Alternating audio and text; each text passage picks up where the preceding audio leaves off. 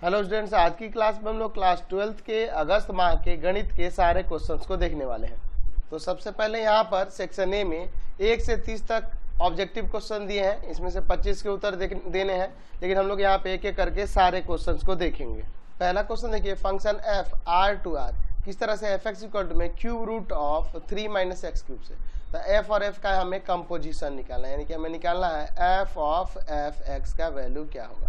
चलिए, तो आप इसे आप एफ ऑफ एफ एक्स भी तो लिख सकते हैं ना जी। चलिए, तो अब यहाँ पर एफ एक्स का वैल्यू रख देते हैं फंक्शन में।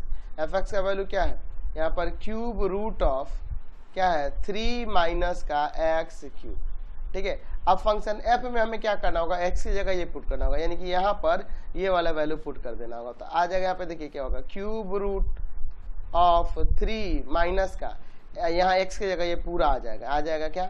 तो देखिए क्यूब रूट ऑफ 3 माइनस का एक्स क्यूब का होल क्यूब, इस पे क्यूब है तो क्यूब लग जाएगा। तो देखिए यहाँ से क्यूब रूट से क्यूब हट जाएगा ना, क्यूब रूट से क्यूब हट गया, अंदर क्या हो जाएगा क्यूब रूट ऑफ 3 माइनस का यहाँ पर 3, और देखो ये माइनस माइनस यहाँ प्लस का एक्स क्यूब हो जाएगा कि नहीं। तो ये देखो 3 से 3 गया, यानी आ जाएगा cube root of x cube. तो एक्स क्यूब का क्यूब रूट एक्स ना हो जाएगा, क्यूब से क्यूब रूट हट जाएगा, यानी कि C number answer. Question number 2 कह रहा है कि समुच्चय जिसमें अवयव है ए और बी के द्विआधारी संक्रियाओं की संख्या, यानी समुच्चय में अगर n अवयव है तो द्विआधारी संक्रियाओं की संख्या 2 का पावर n स्क्वायर होता है ना जी। तो 2 का अवयव है तो क्या हो जाएगा 2 का पावर 2 स्क्वायर, यानी कि 2 का पावर 2 का स्क्वायर, यानी 2 का पावर 4, यानी 2 का पावर 4, यानी 16 संक्रियाएं हो जाएंगी। ऑप्शन नंबर बी हो जाएगा, समझ गए। नंबर 3 देखिए, कह रहा है कि साइन इनवर्स ऑफ 1/रूट का मुख्य मान। तो 1/√2 साइन के लिए कितना के इक्वल होता है, π/4 के लिए होता है ना, π/4 के लिए होता है। चलिए अगला देखिए, कॉट इनवर्स माइनस 1/√3 का मुख्य मान क्या होगा। तो हम लोग प्रॉपर्टी पढ़े हैं कि cot inverse minus of x equal to में मैंने बता रखा है क्या होता है जी, पाई माइनस का कॉट इनवर्स एक्स, ये होता है for all x belongs to R, किसी भी रियल नंबर के लिए। तो यहाँ पे इसके अकॉर्डिंग क्या हो जाएगा, आप देखो दिया हुआ है कॉट इनवर्स माइनस का 1/√3, ये बन जाएगा क्या, पाई माइनस का कॉट इनवर्स 1/√3।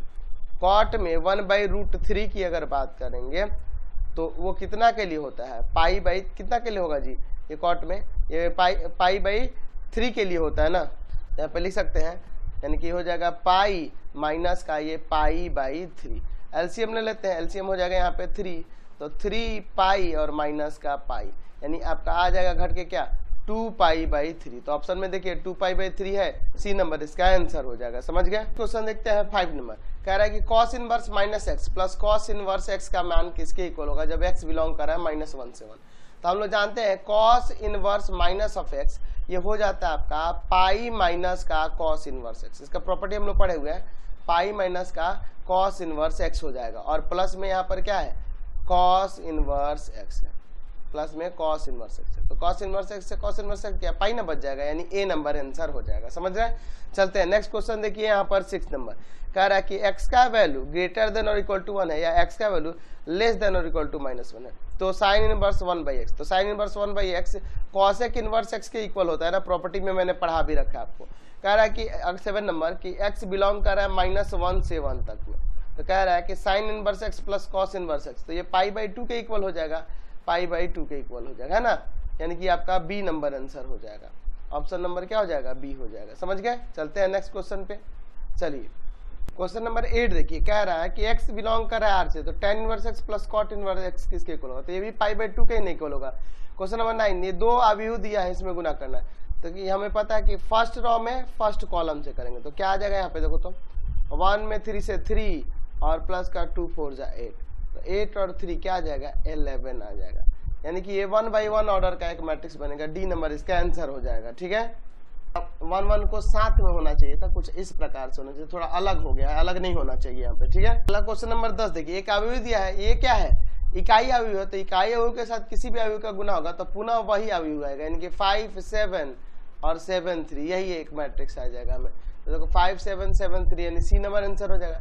क्वेश्चन नंबर 11 देखिए, यहाँ पे एक अदिश से सदिश इस अवयव में गुना हो रहा है, तो हर एक अवयव में गुना कर जाएगा, यानी आ जाएगा यहाँ पे देखो क्या 6 6 5 30, फिर 6 3 18 और 6 दूना 12, ये ऑप्शन डी में दिख रहा है ना ऐसा। चलिए अगला क्वेश्चन, अवयव दिया गया है इसका परिवर्त ट्रांसपोज, तो रो और कॉलम को इंटरचेंज कर देता है, तो 2 3 ऐसे हो जाएगा, तो 2 3 इसी में ना दिख रहा है, 2 3 और ये 7 9 ऐसे इंटरचेंज हो जाता है, बी नंबर आंसर हो जाएगा, है ना। चलते हैं नेक्स्ट क्वेश्चन पे। चलिए नेक्स्ट क्वेश्चन देखिए 30 नंबर, अवयव दिया है ए और बी, इसके लिए ए प्लस बी का परिवर्त किसके बराबर होगा जी, तो हमें पता है उनके अलग अलग परिवर्त के योग के बराबर, सी नंबर हो जाएगा। क्वेश्चन नंबर 14 देखिए, इस अवयव का व्युत्क्रम यानी इनवर्स निकालना है, तो इसका इनवर्स अवयव निकालना है, तो हमें पता है पहले क्या करना होगा जी, तो पहले इसका मान निकाल के देखना होगा, सारणिक मान, तो 4 - 3, इसका सारणिक मान क्या आ जाएगा, इसका सारणिक मान 1 आ जाएगा, आएगा ना 1, है ना। इसका सारणिक मान हमारा क्या हो गया, 1 हो गया, ठीक है। इसका सारणिक मान ए मान लेते हैं, इस मैट्रिक्स को 1 हो गया।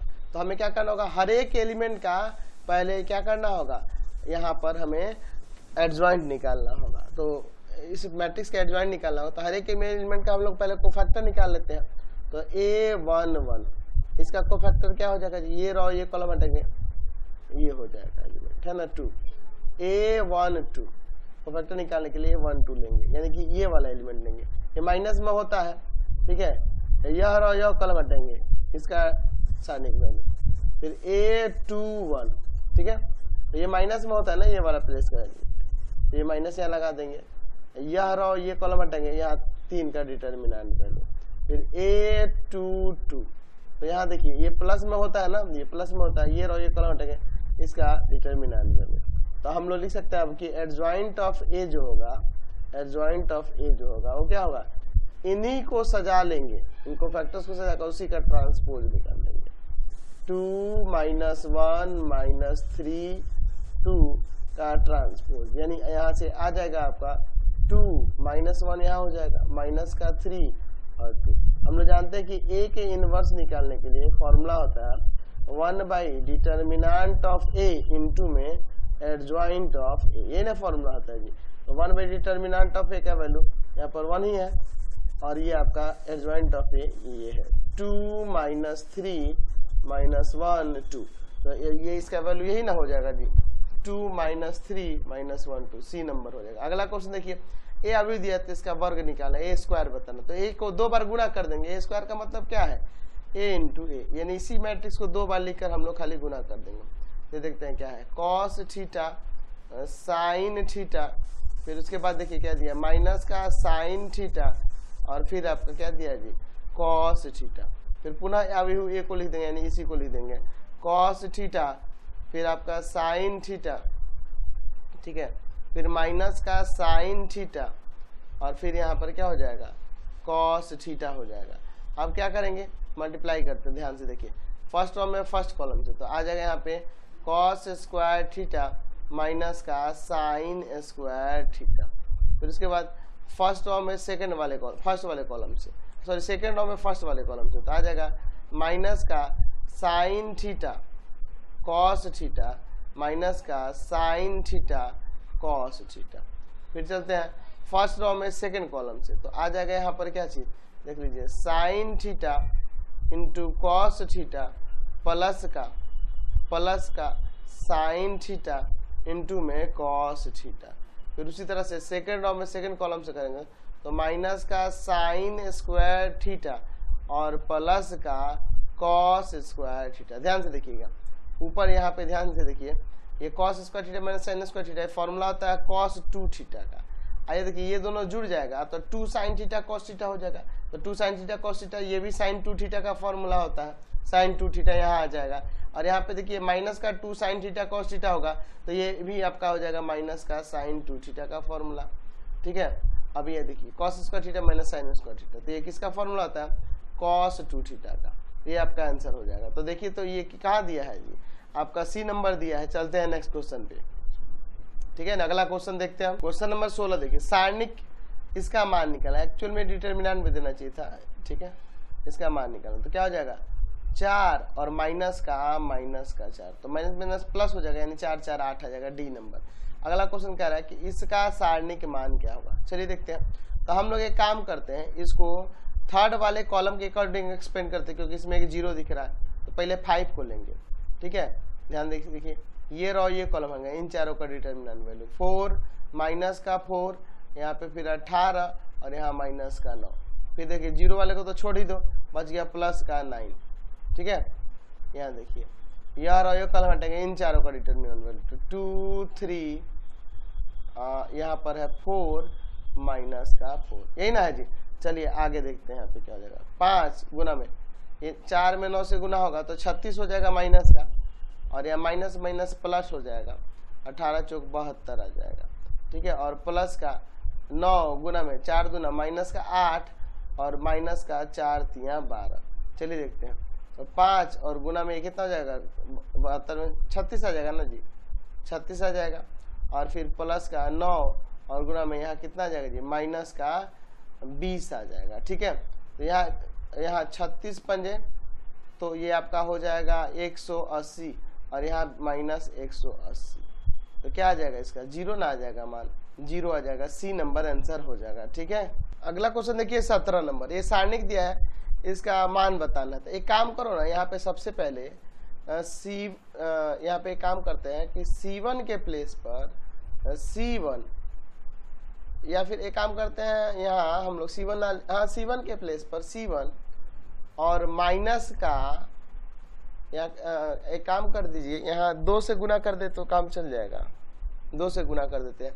या एक काम कर दे, ये भी कर सकते हैं कि C3 के प्लेस पर C3 माइनस का 2C1, ऐसे भी कर सकते हैं। C3 के प्लेस पर C3 माइनस का 2C1, ताकि यहाँ 0 अधिक आ सके, इसलिए मैं कर रहा हूँ। तो देखिए क्या हो जाएगा, तो C1 वाला एलिमेंट वैसे हो जाएगा 7 8 9 3 15 0। यहाँ पे देखिए क्या करना है, इसमें 2 से मल्टीप्लाई करके इनसे घटाना है। तो 7 दूना 14, 17 में से 14 जाएगा आपका 3 हो जाएगा।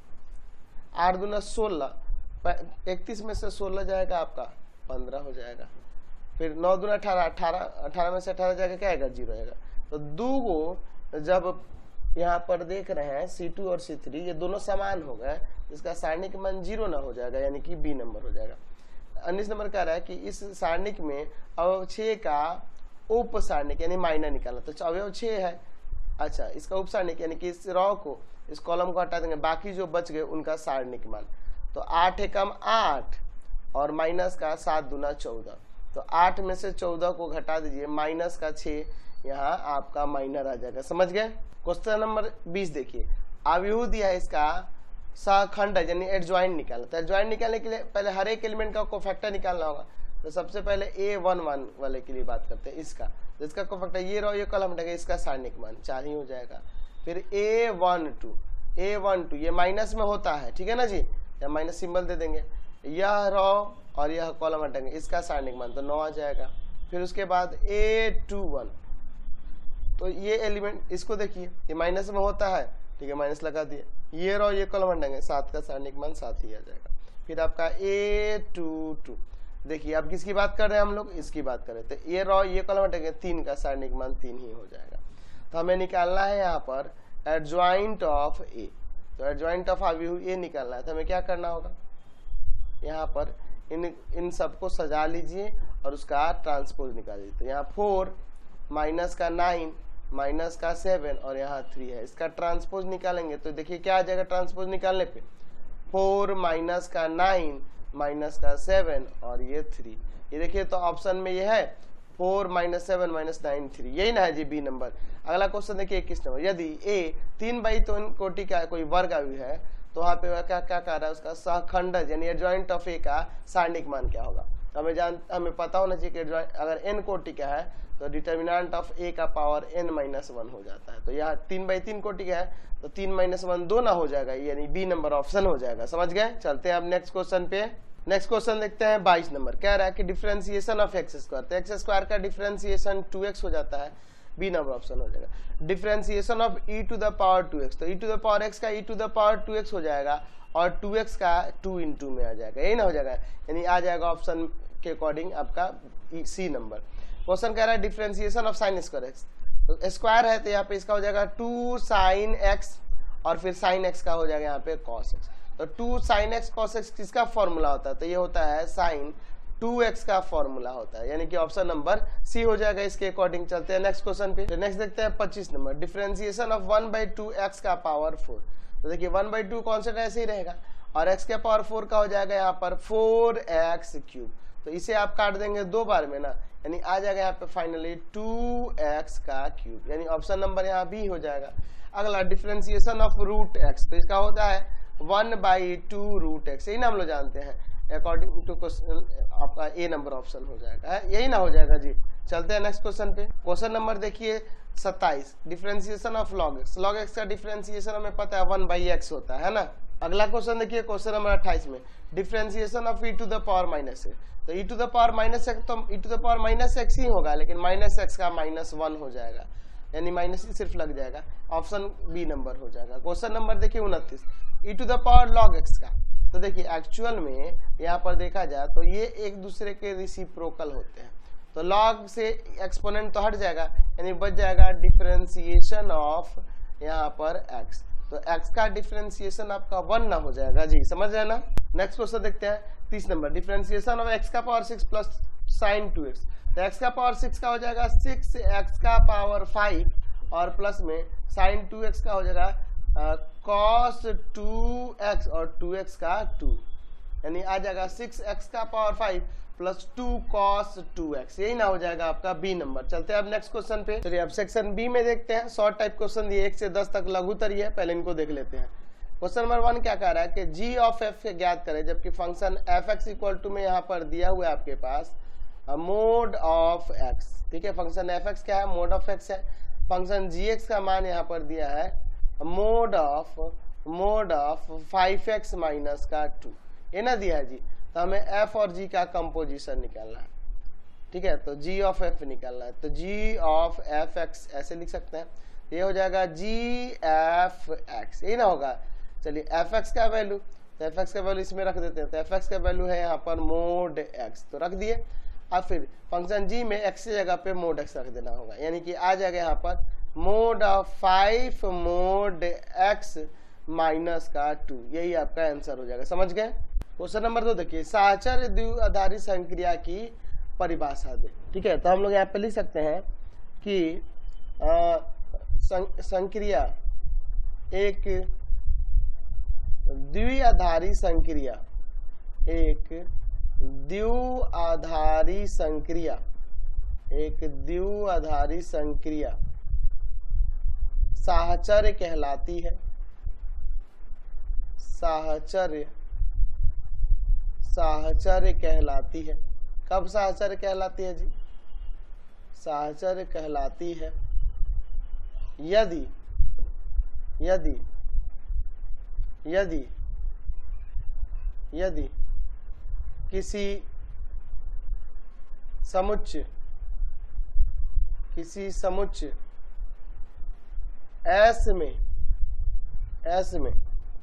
A ऑपरेशन संक्रिया A operation B operation C equal हो, यहाँ पर A operation B operation C के for all A B C belongs to set S। इसमें एक और चीज ले सकते हैं कि यदि किसी समुच्चय S में संक्रिया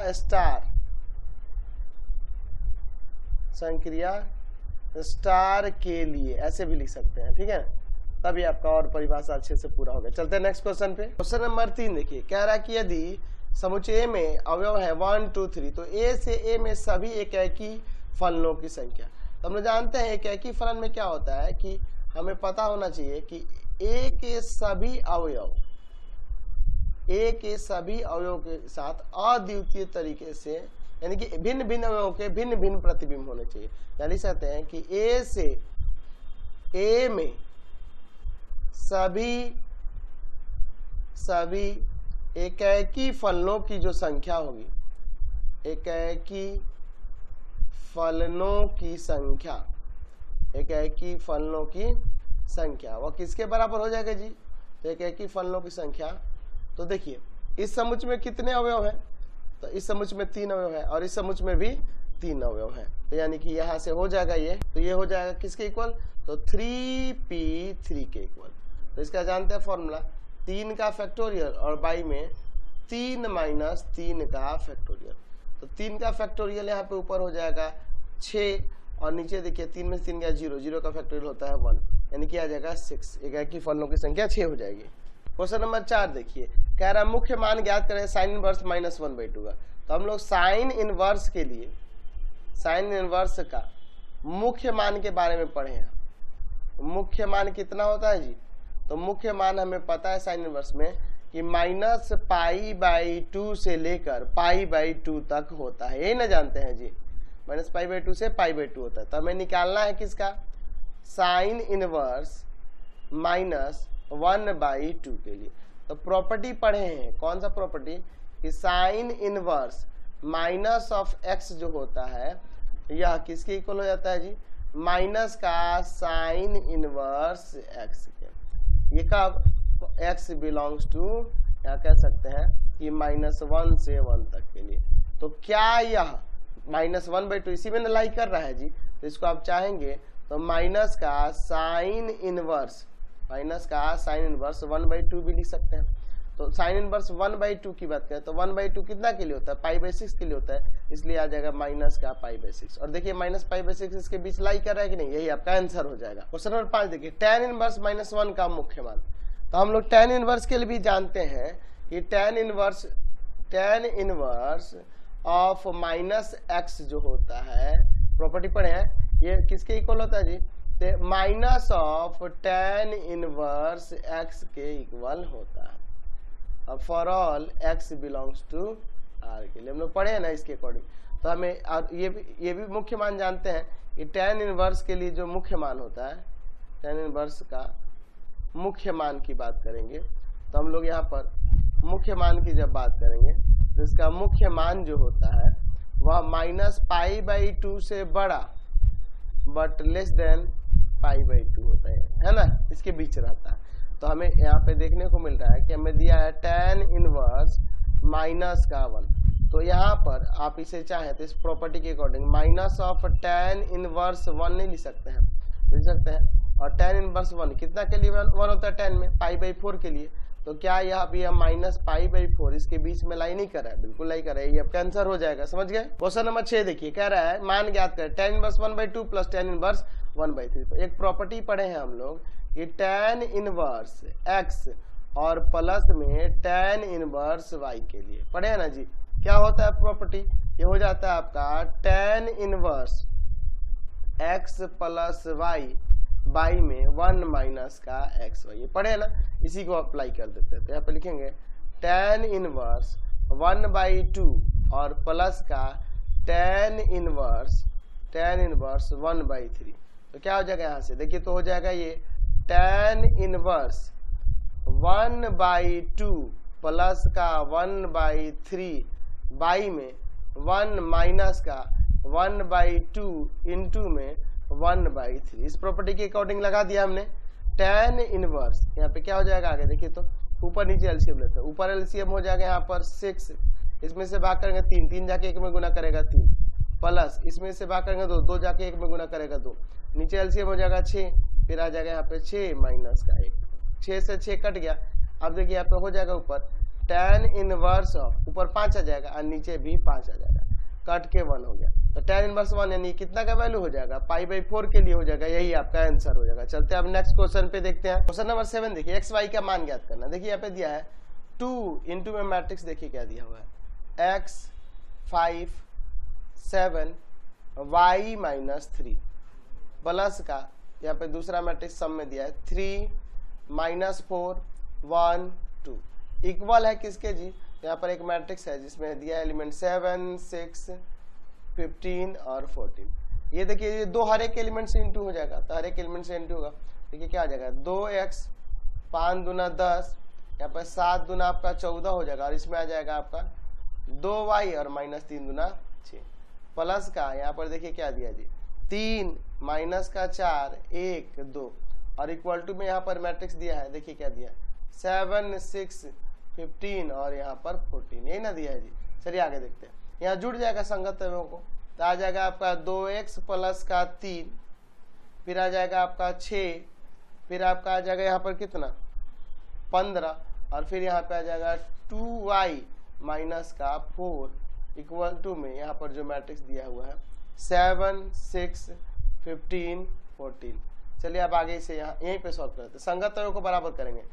2x प्लस 3 बराबर में हो जाएगा यहाँ से 7, तो यहाँ से इसको ले जाकर उधर घटा देंगे तो 2x इक्वल टू में आ जाएगा 4 और 2 जाएगा भाग में, तो x का मान यहाँ से निकल के आ जाएगा 2। तो x का मान 2 आ गया।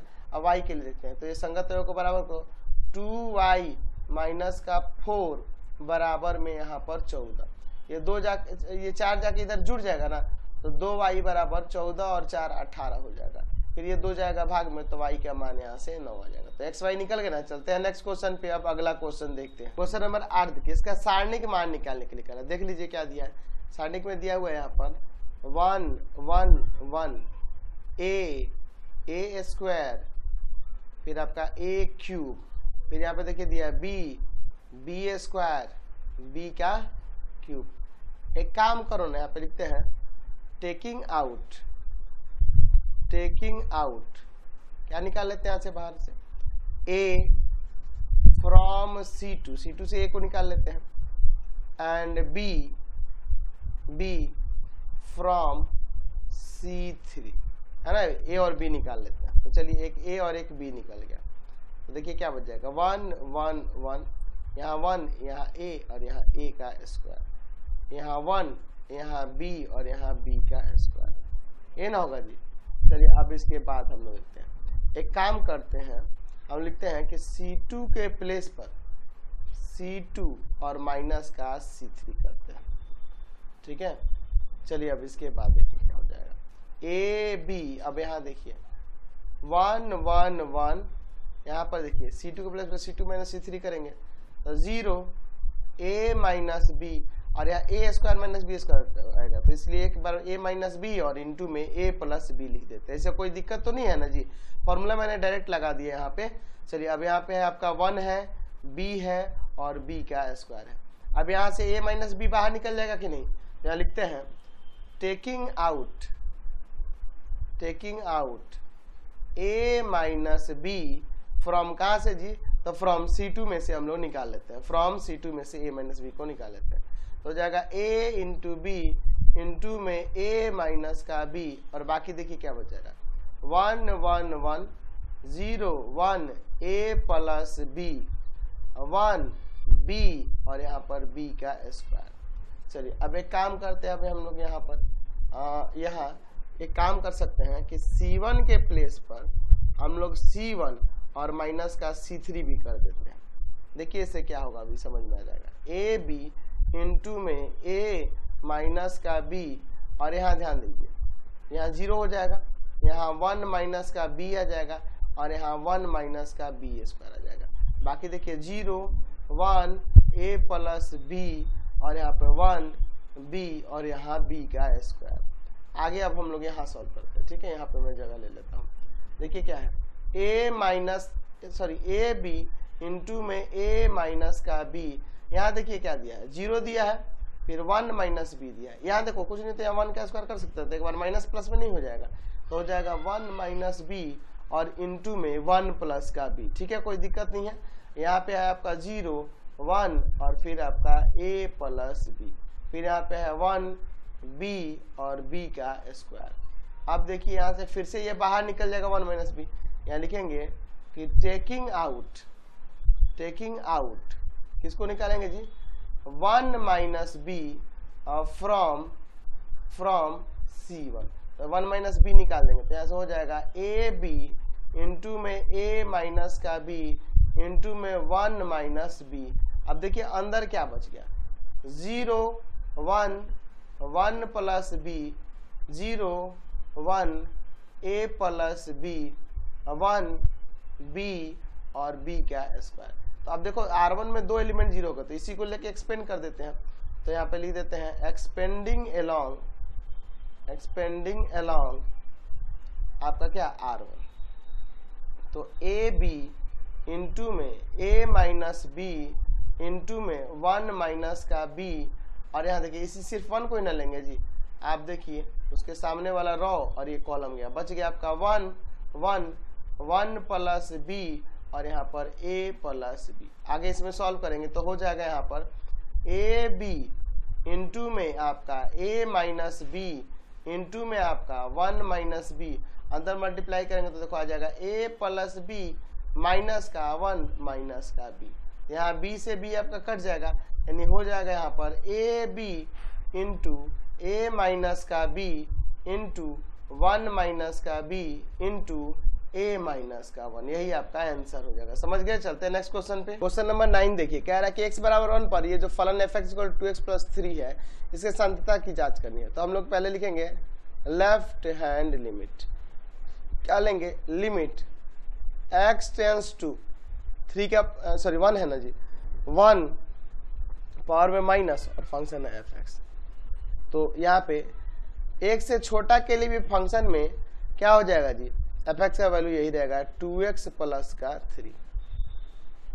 ठीक है, तो आप इसके लिमिट में चेंज कर दीजिए, लिमिट h टेंस टू 0, और यहाँ पे x यहाँ पे अब क्या पुट हो जाएगा? यहाँ पे पुट हो जाएगा आपका 1 माइनस का h और प्लस का 3, 1 माइनस का h है और प्लस का 3 है। तो आ जाएगा यहाँ पे लिमिट h टेंस टू 0, यहाँ क्या हो जाएगा जी?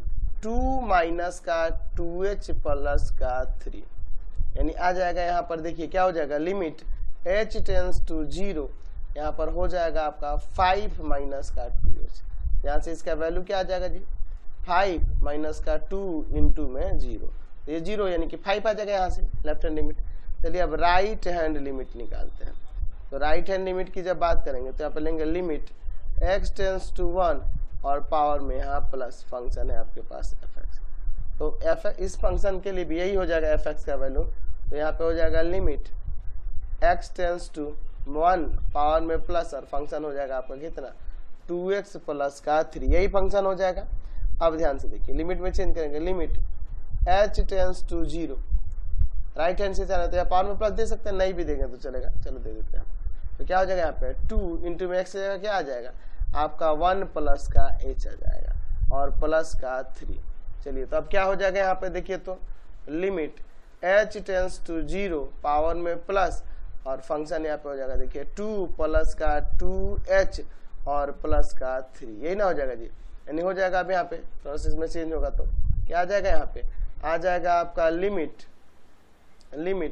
h टेंस टू 0 पावर में प्लस आ जाएगा यहाँ पे 5 प्लस का 2h। तो इसका वैल्यू क्या आ जाएगा? यहाँ से रख देंगे तो आ जाएगा यहाँ पे 5 प्लस का 2h की जगह पे 0, तो 2 से 0 मल्टीप्लाई हुआ तो 0 बच गया 5। तो left hand limit right hand limit same आया।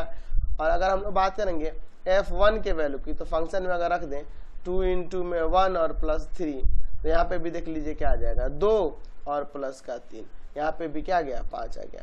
तो हम लोग यहाँ देख रहे हैं कि यहाँ क्या देख रहे हैं जी? यहाँ पे लिख सकते हैं कि ये जो लेफ्ट हैंड लिमिट था वह इक्वल है आपके राइट हैंड लिमिट के, इक्वल है राइट हैंड लिमिट के, और फिर इक्वल है किसके? f(1) के भी। तो इसलिए क्या हो जाएगा? संतत हो जाएगा। यहाँ लिख सकते हैं कि इसलिए f(x) x बराबर 1 पर संतत है, x बराबर 1 पर क्या है जी? ये संतत है, संतत है, ऐसा हम लोग यहाँ पे कह सकते हैं। समझ गए? नेक्स्ट क्वेश्चन देखिए 10 नंबर, x के सापेक्ष साइन ax प्लस b का यहाँ पर अवकलज निकालना है। हमें क्या निकालना है? डिफरेंशिएशन ऑफ किसका जी? साइन ax प्लस b का, ये ना निकालना है किसके सापेक्ष? यहाँ x के सापेक्ष कर रहा है। तो क्या हो जाएगा जी? तो हम लोग इसे ऐसे लिख सकते हैं कि डिफरेंशिएशन ऑफ, चेन रूल से चलेंगे ना, साइन ax प्लस b किसके रेस्पेक्ट में होगा जी? तो इसका डिफरेंशिएशन हो जाएगा आपका ax प्लस b के रेस्पेक्ट में। ठीक है, और फिर ax प्लस b का डिफरेंशिएशन, ax प्लस b का डिफरेंशिएशन किसके रेस्पेक्ट में जी? तो ये हो जाएगा x के रेस्पेक्ट में। तो साइन का डिफरेंशिएशन cos हो जाएगा, यानी आ जाएगा cos ax प्लस b, और ax प्लस b का डिफरेंशिएशन करेंगे x के सापेक्ष में, तो x का a हो जाएगा और कांस्टेंट b है तो उसका 0, यानी ये a ही हो गया। तो आप लिख सकते हैं इसे a cos A x plus का बी, ये आपका आंसर हो जाएगा। समझ गए? चलते हैं नेक्स्ट क्वेश्चन पे। चलिए, अब दीर्घ उत्तरीय प्रश्न दिए हैं 11 से 15 तक, इनमें से 3 के उत्तर देने हम लोग सारे देख लेंगे, ठीक है। क्वेश्चन नंबर 11 देखिए, सरलतम रूप में इसे व्यक्त करना है। क्या दिया है यहाँ पे? देखिए दिया हुआ है tan inverse of cos x और बटा में 1 माइनस साइन एक्स। यहाँ कह रहा है कि x जो है लाई कर रहा है -3π/2 से π/2 के बीच में, वो डिफाइन हो सके इसलिए ऐसा कह रहा है। चलिए देखिए, इसका हमें सरलतम रूप लिखना है। हम इसे लिख सकते हैं कि tan इनवर्स ऑफ, क्या लिख सकते हैं जी? यहाँ देखिए cos x का फॉर्मूला हम लोग जानते हैं, cos x का फॉर्मूला जानते हैं। क्या होता है cos x का फॉर्मूला? तो हम इसे यहाँ पे लिख सकते हैं किस तरह से जी? यहाँ पे cos x का फॉर्मूला हम लोग जानते हैं, cos square x/2, cos square x/2 है ना, और फिर माइनस का sine square x/2, sine square x/2, sine square x/2। ये हम लोग फॉर्मूला जानते हैं इसके लिए, ठीक है। ये हम लोग फॉर्मूला जानते हैं किसका? cos x के लिए।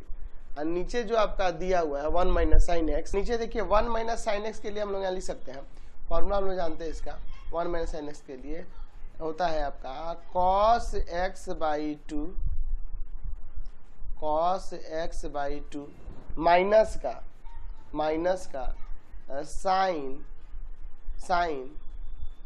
का साइन x/2 का होल स्क्वायर, साइन x/2 का होल स्क्वायर, इसका ये फॉर्मूला होता है, ठीक है। चलिए अब आगे इसको सॉल्व करते चलिए। तो अब देखिए यहाँ पे हम लोग लगा सकते हैं, यहाँ पे tan इनवर्स, ऊपर देखिए क्या करते हैं, यहाँ पर हम लोग एक बार स्क्वायर में है और बीच में माइनस है, तो एक बार प्लस में एक बार माइनस में नहीं दे सकते हैं। तो चलिए एक बार प्लस में और एक बार इसे माइनस में यहाँ लिख देते हैं, ठीक है। यानी हो जाएगा यहाँ पे ऊपर, यहाँ आ जाएगा आपका cos x/2, ठीक है, माइनस का साइन x/2, और यहाँ पर इनटू में क्या हो जाएगा? cos x/2 और प्लस का साइन x/2, ये ना होगा जी, cos x/2 और प्लस का साइन x/2, यही ना हो जाएगा यहाँ पे, प्लस का साइन x/2, साइन x/2, यही हो जाएगा। एक बार प्लस में एक बार माइनस में कर दिए, और नीचे जो है हम लोग उसको वैसे ही लिख देते हैं, ठीक है। तो नीचे जो है वो लिख देंगे तो क्या आ जाएगा, है यहाँ पे cos x/2 minus sign x/2 का होल स्क्वायर, साइन x/2 का होल स्क्वायर, x/2 का होल स्क्वायर, ये ना है जी। तो देखिए, तो यहाँ पर हम लोग काट सकते हैं ना जी, ये देखो ये माइनस वाले से है ना, ये एक बार कट जाएगा यहाँ, ठीक है, कोई दिक्कत नहीं है। चलिए तो अब देखते हैं हम लोग अंश और हर में ना, इसमें यहाँ पर अंश और हर में cos x/2 से भाग कर देते हैं। लिखते हैं कि अंश तथा हर में, अंश तथा हर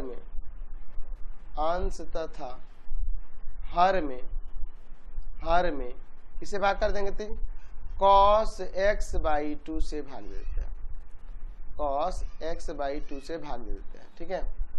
cos x/2 से भाग देने पर, cos x/2 से भाग, ठीक है। तो भाग दीजिएगा तो क्या हो जाएगा यहाँ पर, cos x/2 से भाग देने पर, cos x/2 से भाग देने पर, तो देखिए भाग देने पर यहाँ पर क्या हो जाएगा, भाग देते ही देखिए क्या हो जाएगा, यहाँ ध्यान से देखिए, tan इनवर्स, यहाँ देखिए तो cos x/2 से भाग करेंगे तो 1 आ जाएगा, और प्लस इसके cos x/2 से भाग करेंगे तो tan x/2 आ जाएगा ना, tan x/2, और नीचे देखिए हो जाएगा 1 माइनस का tan x/2, यहाँ भी हो जाएगा उसी तरह से।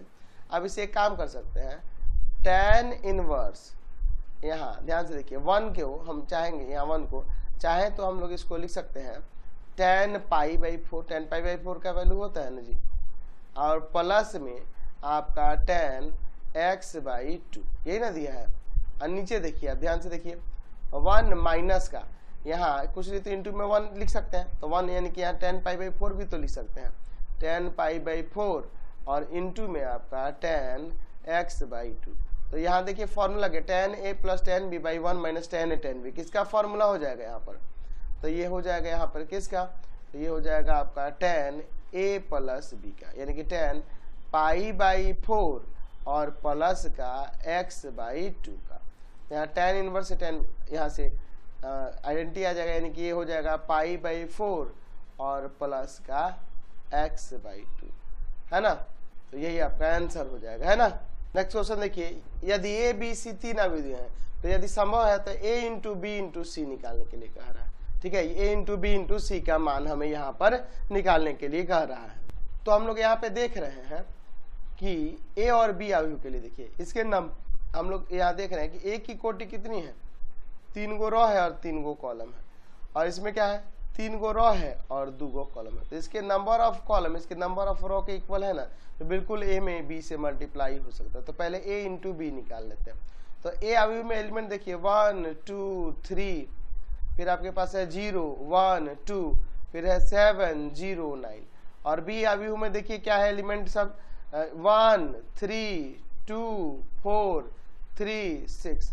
चलिए अब इसमें मल्टीप्लाई करते हैं। कैसे मल्टीप्लाई करेंगे जी, फर्स्ट रो में फर्स्ट कॉलम से तो आ जाएगा 1 प्लस का 4 प्लस का कितना जाएगा 3 3 जा 9। सेकेंड रो में फर्स्ट कॉलम से तो आ जाएगा 0 प्लस का 2 प्लस का 6। थर्ड रो में फर्स्ट कॉलम से तो 7 एकम 7 हो जाएगा प्लस 0 और 9 3 27। यानी फर्स्ट रो में सेकंड वाले कॉलम से तो आपका आ जाएगा यहाँ पर 3 प्लस का 8 प्लस का 6 3 18। फिर उसके बाद सेकंड रो में सेकंड कॉलम से तो आ जाएगा आपका 0 प्लस का 4 और प्लस का 6 दूना 12।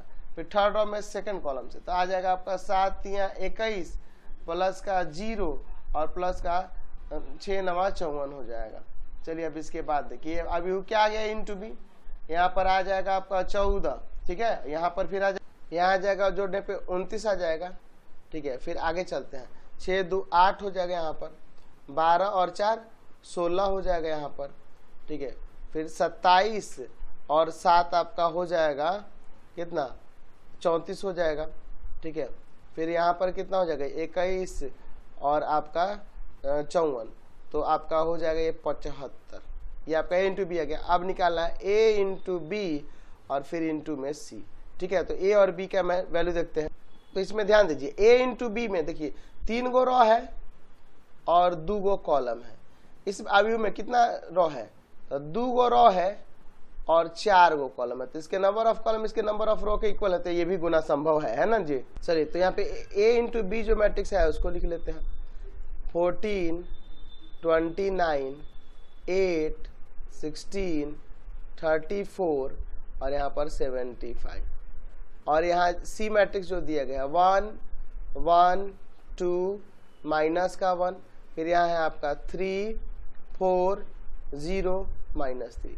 आपको मल्टीप्लाई करने के लिए मैंने क्या बता रखा है इन दोनों के लिए, ठीक है। पहले रो में पहले कॉलम से तो आ जाएगा 14 और 29 में 3 से कर देंगे तो 87 आ जाएगा, ठीक है ना जी। चलिए फिर आपका सेकंड रो में फर्स्ट कॉलम से तो क्या आ जाएगा 8 और 16 3 48। फिर थर्ड रो में फर्स्ट कॉलम से तो आ जाएगा 34 और प्लस 75 225 आ जाएगा 225।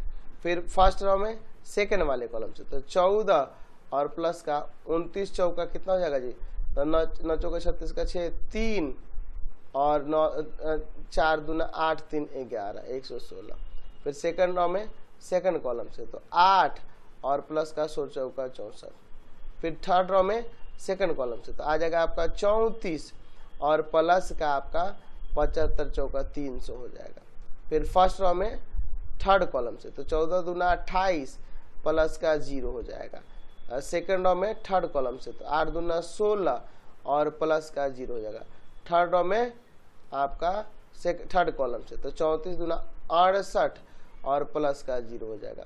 अब फर्स्ट रो में थर्ड कॉलम से तो आ जाएगा आपका कितना माइनस का 14, अलग थोड़ा लिखते हैं, माइनस का 14 है ना, और फिर माइनस का आ जाएगा आपको कितना 87, ठीक है। फिर उसके बाद सेकंड रो में थर्ड कॉलम से तो आ जाएगा आपका माइनस का 8 और माइनस का 48।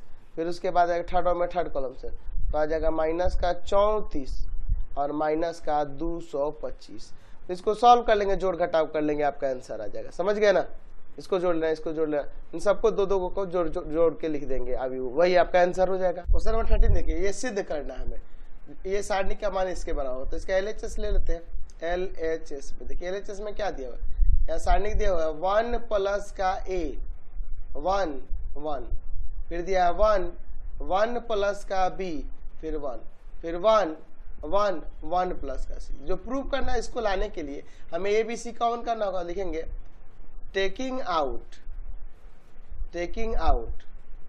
A from R1, B from R2 and C from R3। ये कॉमन कर लेते हैं, ठीक है। कॉमन करने से देखिए क्या फायदा होगा, यहाँ A B और C कॉमन हो गया तो A इसमें से कॉमन होगा तो आ जाएगा 1/A प्लस का 1 1/A 1/A कॉमन होगा तो ऐसा लिखेंगे ना जी।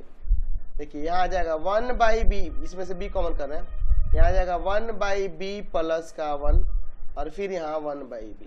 फिर यहाँ पे देखिए आ जाएगा 1/C, C कॉमन हो रहा है 1/C प्लस का 1। अब एक काम करते हैं, यहाँ पे लिखते हैं, हमें जो लाना था उसके अकॉर्डिंग यहाँ लिखना होगा R1 के प्लेस पर R1 प्लस का R2 और प्लस का R3। जो लाना है उसके अकॉर्डिंग ये करना पड़ेगा ना जी, ABC।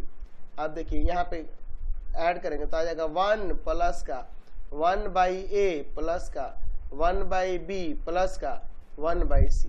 उसी तरह से यहाँ भी आ जाएगा 1 प्लस का 1/A प्लस का 1/B प्लस का 1/C। फिर यहाँ भी आ जाएगा 1 प्लस का 1/A प्लस का 1/B और प्लस का 1/C। और बाकी जो एलिमेंट जैसे हैं वैसे रख देते हैं, यहाँ 1/B, यहाँ 1/C, यहाँ 1/B प्लस 1 और यहाँ पे 1/C। फिर यहाँ देखिए क्या है 1/B और यहाँ 1/C और प्लस का 1। चलिए अब इसके बाद देखिए यहाँ पे इसको कॉमन कर लेते हैं तो लिखेंगे taking out 1 plus 1/A plus 1/B plus 1/C from R1 से ये बाहर निकाल लेते हैं, ठीक है। चलिए तो अब इसमें से ये बाहर करेंगे तो क्या आ जाएगा, यहाँ पे बाहर करने से तो हो जाएगा यहाँ पे देखिए ABC इंटू में आ जाएगा 1 प्लस का 1/A प्लस का 1/B प्लस का 1/C और इंटू में यहाँ पे देखिए 1 1 1, यहाँ पर क्या आएगा 1/B प्लस 1 1/B, फिर आएगा 1/C प्लस का 1। अब एक काम करते हैं, यहाँ अधिक से अधिक जीरो लाने के लिए हम लोग करते हैं C1 के प्लेस पर C1 माइनस C2 और C2 के प्लेस पर C2 माइनस का C3 कर देते हैं। बाकी देख लीजिए यहाँ ABC ऐसे ही रहेगा और इंटू में है यहाँ पे 1 प्लस 1/A प्लस का 1/B और प्लस का 1/C। यहाँ पे देखिए करने से क्या होगा, यहाँ 0 हो जाएगा, यहाँ 1 बच जाएगा, यहाँ 0, यहाँ 0, यहाँ 1 और यहाँ पर माइनस का 1 1/B 1/C प्लस का 1। अब इसको R1 के अकॉर्डिंग एक्सपेंड कर देते हैं, ठीक है। यहाँ पे लिखते हैं एक्सपेंडिंग अलोंग R1 को लेके इसको, तो यानी कि ये सिर्फ 1 को लेंगे। यहाँ पे देखिए क्या बचा है ABC और फिर इनटू में है यहाँ पर 1 प्लस 1/A प्लस 1/B और प्लस 1/C, यही ना है जी। और फिर यहाँ देखिए इसको लेंगे 1 को तो क्या हो जाएगा जी, यह और यह कॉलम है, ये चारों बचे 1 1 1 माइनस का 1, ये ना बचेगा जी। चलिए अब इसके बाद देखते हैं हम लोग क्या होता है, ठीक है।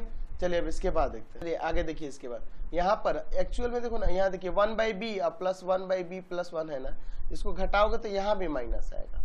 ये माइनस हम लोग छोड़ दिए, कोई दिक्कत नहीं, यहाँ ले लेते हैं। अब इसको ऐसे कर देंगे मल्टीप्लाई।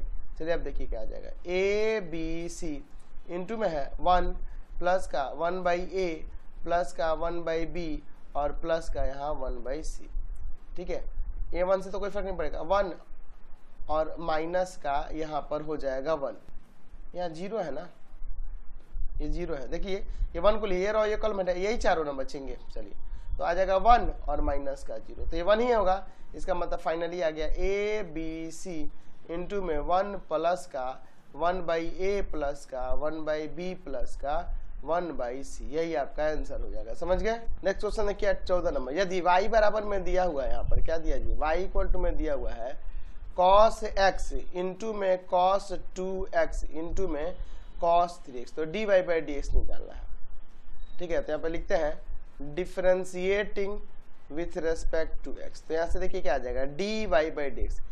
हमें क्या करना होगा, पहले डिफरेंशिएशन निकालना होगा cos x का y में dx, और बाकी दोनों ये ऐसे रहेंगे cos 2x cos 3x, फिर प्लस देंगे cos x को वैसे ही। अब डिफरेंशिएशन ऑफ हो जाएगा cos 2x और किसके रेस्पेक्ट में, तो x के रेस्पेक्ट में, और इंटू में cos 3x। अब अगले स्टेप में क्या होगा, प्लस में cos x into cos 2x और फिर डिफरेंशिएशन ऑफ हो जाएगा यहाँ पर cos 3x with respect to x।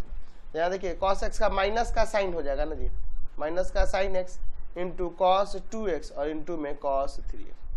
यहाँ ध्यान से देखिए cos x, यहाँ इसका हो जाएगा माइनस का साइन 2x और 2x का 2 यहाँ लगा देते हैं, और इंटू में आपका cos 3x प्लस यहाँ पे देखिए cos x cos 2x cos 3x का यहाँ पे हो जाएगा माइनस का cos है तो साइन हो जाएगा, माइनस का साइन 3x और 3x का 3 हो जाएगा यहाँ पे। यानी कि फाइनली आप इसे थोड़ा सजा दीजिए, माइनस का sine x into cos 2x into cos 3x minus का 2 cos x इंटू में साइन 2x इंटू में cos 3x। ठीक है, और फिर माइनस का 3 cos x cos 2x cos 2x और फिर इंटू में है आपका साइन 3x cos 2x और इंटू में साइन 3x इंटू में आपका क्या है साइन 3x, यही ना है जी। चलिए यही आपका आंसर हो जाएगा। समझ गए। क्वेश्चन नंबर 15 देखिए, यदि x बराबर में 2at² और y बराबर में at का पावर 4 दिया है, तो कह रहा है कि dy/dx ज्ञात करना है। तो चलिए देखते हैं, x बराबर में यहाँ क्या दिया है जी, x बराबर में दिया है 2at² एंड y बराबर में यहाँ दिया हुआ है at का पावर 4। तो पहले दोनों को डिफरेंशिएट करते हैं विथ रेस्पेक्ट टू x, तो डिफरेंशिएटिंग विथ रेस्पेक्ट टू यहाँ t, तो यहाँ से आ जाएगा आपका dx/में dt। तो इसका डिफरेंशिएशन क्या होगा, तो 2a तो कांस्टेंट है और इंटू में t² का 2t हो जाएगा। यानी कि यहाँ से आपका dx/dt का वैल्यू जो आया वो आ गया 4at। समीकरण 1 मान लेते हैं।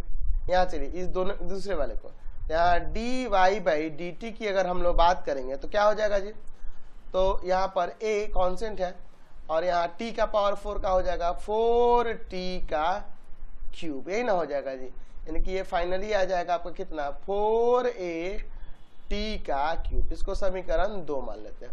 समीकरण 2 में 1 से भाग करेंगे तब ना dy/dx आएगा। तो यहाँ पे लिखते हैं कि समीकरण 2 में समीकरण 1 से भाग देने पर, समीकरण 1 से भाग देते हैं, समीकरण 1 से भाग देने पर, तो भाग दीजिएगा तो देखिए क्या हो जाएगा, यहाँ पे क्या आता है भाग देने पर क्या आ जाएगा, तो हो जाएगा यहाँ पे dy/dt और बटा में dx/ में dt इक्वल टू में क्या आ जाएगा यहाँ पर, तो उसमें देखिए आया है 4at का क्यूब और इसमें है 4at। ये देखिए dt से dt कैंसिल हो गया, यहाँ 4at तो 4 से 4 है गया, एक t से एक t काटेंगे यानी कि t² बच जाएगा। यानी कि यहाँ से आपका dy/dx का वैल्यू आ जाएगा यहाँ पे कितना t का स्क्वायर, यही आपका आंसर हो जाएगा। समझ गए।